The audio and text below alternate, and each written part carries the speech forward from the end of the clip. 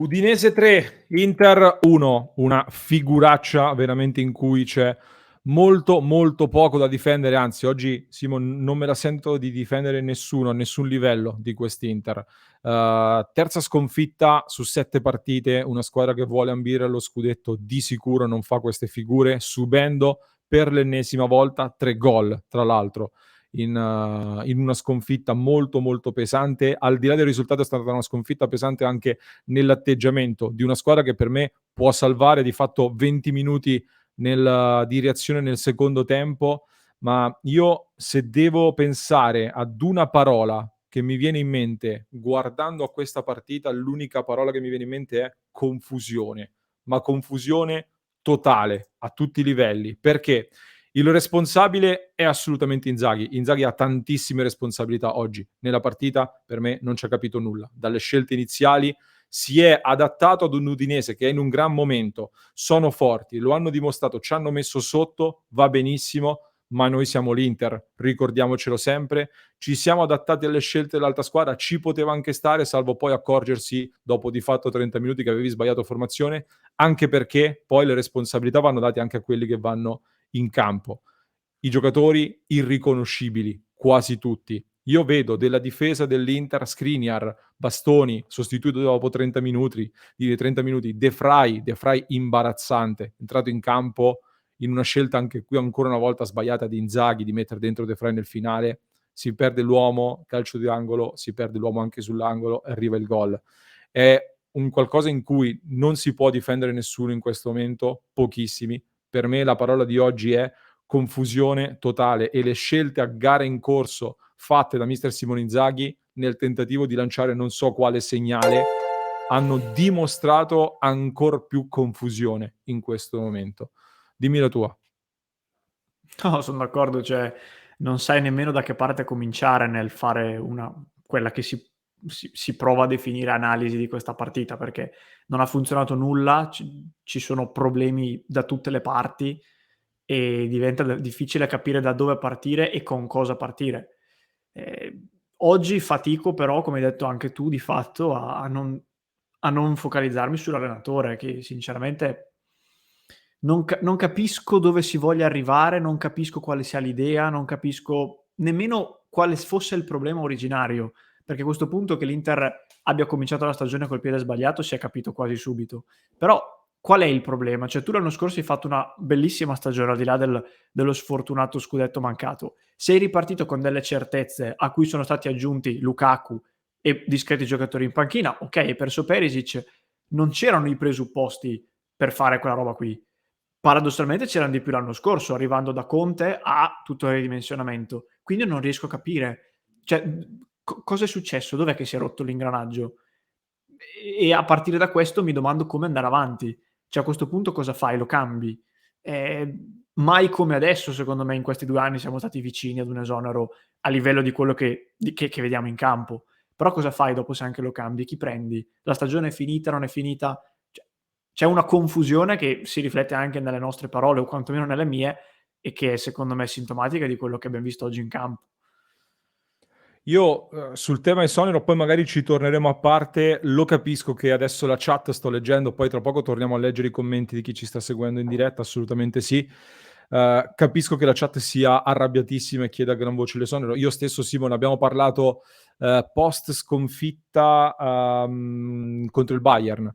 Avevamo detto: "Ci sono 3 partite da qui alla sosta di settembre in cui mi aspetto una reazione". Reazione che da parte dell'Inter abbiamo visto per 20 minuti contro il Torino nel finale, ma poi non è stata la reazione che mi aspetto dall'Inter. Un accenno di vita, di battito cardiaco e 10, 8 minuti all'inizio di questa partita e 15 nel secondo tempo di questo Udinese Inter. Francamente troppo poco. Io credo che il momento di fare delle riflessioni è assolutamente arrivato, profonde, confrontarsi, capire, perché l'obiettivo scudetto già oggi si fa complicato per tanti motivi. Dicevamo storicamente comunque 3 sconfitte su 7 partite è veramente un cammino che non può portarti allo scudetto, comunque sarebbe veramente clamoroso. Quindi adesso tendenzialmente bisogna riabbassare la testa e ritornare a puntare intanto al quarto posto. Quindi è un qualcosa che non ci si può nemmeno permettere di perdere di il il quarto posto, quindi riflessioni assolutamente vanno fatte. Ma parlando di questa partita, leggo tanti commenti, Simo, sulla condizione fisica. Io non riesco anche qui ad accettare che sia solo un problema di condizione fisica, ancora una volta. Cioè, a questo punto, come può essere? Non è solo un problema di condizione fisica. Che preparazione è stata fatta? Li vediamo. Loro ci hanno aggredito, ci hanno messo sotto. Tra poco avremo anche i dati e potremo dirlo in maniera più approfondita, ma non ci hanno messo sotto solamente dal punto di vista fisico, ci hanno totalmente ingabbiato, anche alla luce di un Inter che è sempre la stessa, puntualmente. È sempre una squadra che fa lo stesso tipo di gioco, prevedibile, che non cambia e che quando l'avversario ci studia, perché bisognerebbe far questo, bisognerebbe studiare l'avversario per affrontare la partita, ci mette puntualmente in difficoltà. Oggi l'Udinese ci ha ingabbiato tatticamente più che fisicamente, secondo me.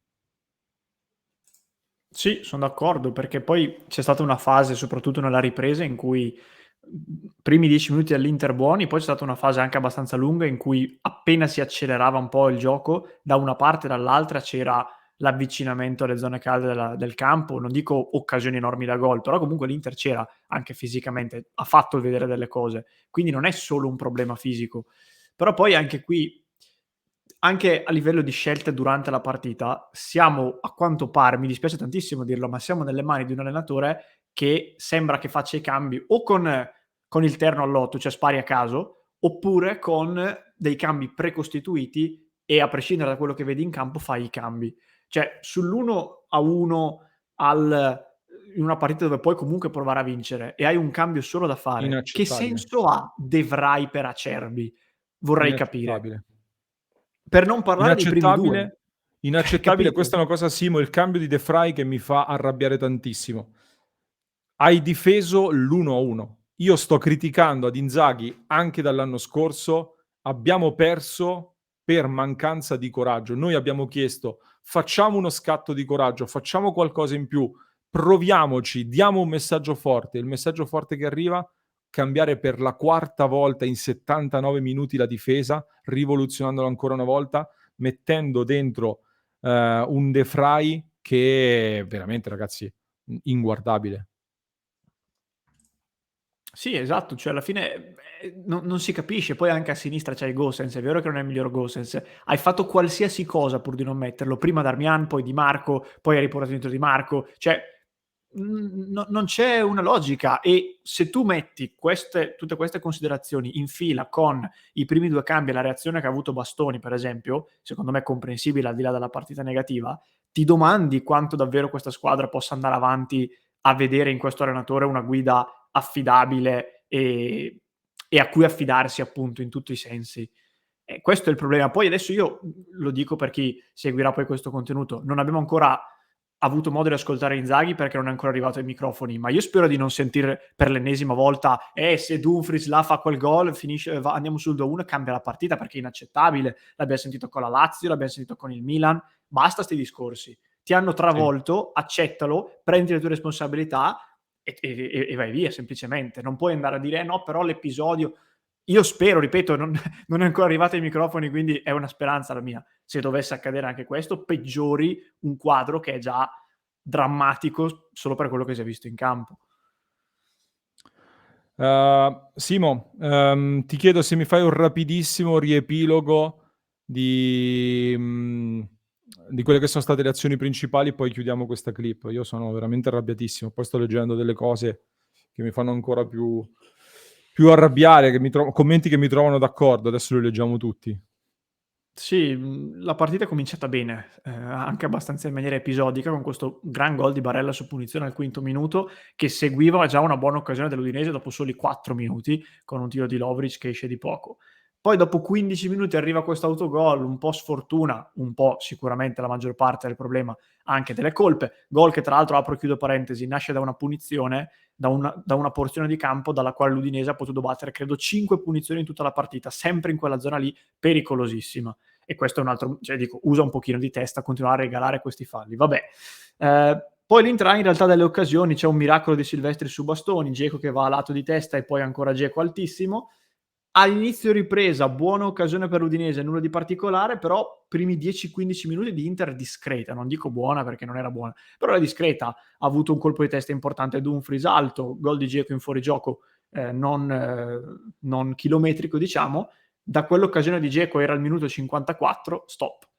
L'Inter è completamente sparita, c'è stata una parata molto buona di Handanovic su Deulofeu, questa sì, azione nata da un errore di Brozovic, un altro dei peggiori in campo di oggi, palo di Deulofeu con Handanovic immobile, gol di Bijol con Handanovic immobile, gol di Aslan con Handanovic immobile. Questa è più o meno la sintesi, a testimonianza che l'ultimo terzo di gara è stato completamente a tinte bianco-nere, purtroppo. Assolutamente. Uno dei temi sarà anche quello delle sostituzioni, sicuramente, Simo. Io ho visto, pur di non mettere Robin Gosens, è stato fatto di tutto, Di tutto. Di Marco, Darmian, hanno spostato Acerbi, ha spostato il mister Acerbi, D'Ambrosio, Skriniar, tutto pur di non mettere Gosens. Tutto pur di non mettere Incredibile. Gosens. Che cosa sta succedendo con Gosens? Si parli, si spieghi perché non può giocare, che cavolo sta succedendo in una partita in cui le squadre erano spaccate in due, se non gioca nemmeno qui, quando lo fai giocare? Tanto peggio di quello che ha fatto Dumfries oggi non può fare, secondo me, perché anche Dumfries, che è sempre difeso da tutti, oggi è cresciuto un po' nel finale, ha avuto 2 buone palle nel miglior momento dell'Inter nel secondo tempo, ma primo tempo inguardabile, sempre timido, tecnicamente inguardabile per larghi tratti. La doppia sostituzione al 30° minuto, fuori Mkhitaryan, fuori Bastoni. Bastoni esce infuriato. Io sono curioso di capire quelle che saranno poi anche quelli che saranno gli strascichi che potrebbero esserci di queste scelte qui. Se sono stati sostituiti solo per l'ammonizione e ricevuta da entrambi, non ci voglio credere. Se voleva essere un segnale forte a Bastoni e Mkhitaryan, state facendo male, svegliatevi, io non l'ho capito. Cioè, sinceramente, stavano facendo oggettivamente molto male, ma il segnale non è arrivato e allora il segnale deve valere per tutti. Deve valere anche per un Marcelo Brozovic. 5 ammonizioni su 7 partite, come facevi notare anche tu. Quella di oggi, secondo me, è inesistente, ma il fatto è che comunque l'ammonizione è arrivata. Partita ancora una volta oggi per me inguardabile di Brozovic. Lento, sbaglia le scelte, anche facili, anche tecnicamente, oltre che le letture. Troppo.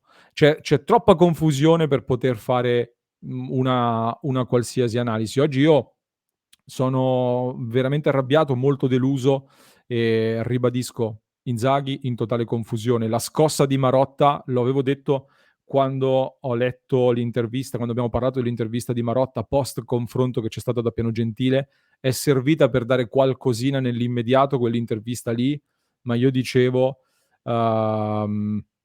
è un'intervista che se tu te la giochi in questo momento aggiungi anche responsabilità forte su Inzaghi. Non puoi andare tra 2 settimane di nuovo a Non fare puoi un'intervista farlo. per confermare la fiducia di Inzaghi. Quindi Chiaro. oggi che la posizione di Inzaghi venga messa in discussione la trovo una cosa che ci sta. L'unica cosa che dico io, poi Simo, se vuoi chiudere tu, stiamo andando molto a braccio, poi l'analisi più più con calma, diciamo così, le faremo in un secondo momento. L'unica cosa per la quale accetterei una cristallizzazione delle cose, te la metto così, so che scatenerò un polverone, l'unica cosa per cui accetterei una cristallizzazione dei discorsi anche sull'allenatore e sulla squadra è che davvero siamo così vicini, come sembra, ad un cambio di proprietà, per cui si dice si riazzera con la nuova proprietà, si lascia fare la nuova proprietà. Questa è la mia unica speranza, altrimenti in questo momento serve qualcosa di molto, molto forte. Guarda, io dico solo una cosa, come ho detto prima, credo che questo sia uno dei punti più bassi della gestione Inzaghi e quindi inevitabilmente uno dei momenti in cui lo stesso Inzaghi rischia, secondo me, poi vedremo se ci saranno dei cambiamenti oppure no. Ehm, In base a quello che possiamo vedere noi, che per quanto viviamo di Inter 24 ore al giorno, abbiamo solo uno spaccato di quello che vediamo, non siamo dentro il mondo Inter, io fatico a pensare che questa squadra dopo questa partita abbia la totale fiducia verso l'allenatore, per 1000 motivi, faccio molta fatica. Se così fosse, però la dirigenza deve incontrare la squadra in maniera molto chiara e capire qual è il problema, perché se il problema è si è rotto qualcosa e non si può andare avanti così, Inzaghi va cambiato subito, perché altrimenti la stagione crolla. Non ci sono altri modi per ritirarsi su se la squadra ti dice questo. Se la squadra non ti dice questo e quindi dice c'è un problema ma lo risolviamo insieme, allora può avere senso continuare con Inzaghi. Ma dopo questa partita, la reazione di Bastoni, la partita di Brozovic e comunque la tenuta mentale di una squadra che non riesce mai a fare 90 minuti senza combinare qualche casino, mi fa pensare che è veramente quasi impossibile che ci sia questa fiducia totale. E a questo punto, No, palla no, in mano a io, Marotta. io degli incontri, dei vertici ad appiano sbandierati mi sono francamente Sì. stufato, per dirlo proprio in maniera tranquilla. Io voglio la reazione, punto. Non sono assolutamente interessato a ulteriori discorsi, reazioni, promesse, patti da fare all'interno di Appiano Gentile. A me interessa che si facciano i fatti e che si torni in campo con un Inter completamente diversa dopo la sosta, assolutamente. Se per avere un Inter completamente diversa dopo la sosta serve il cambio dell'allenatore, io lo appoggio, bisogna cambiare rotta assolutamente. Simo, dimmi tu se avevi qualcos'altro da aggiungere, se no chiudiamo la clip qui e continuiamo poi con l'analisi a parte. No, abbiam detto tutto. L'unico peccato è che adesso c'è la sosta, quindi già è un problema perdere, in più avremo 2 settimane con casi, casini, casetti, ogni dettaglino verrà, ingigantito. Vabbè, siamo abituati ormai. Ce lo meritiamo però, ci siam messi Sì, noi sì, nelle condizioni di questo sì. di vivere questa situazione qui. Chiudiamo questa clip, a parte arriveranno poi le pagelle pagelle, per modo di dire, e poi successivamente anche un'analisi più a freddo invece di quello che è successo. Ci risentiamo a parte, iscrivetevi al canale, mi raccomando, ci vediamo in diretta tutti i giorni alle 19:30.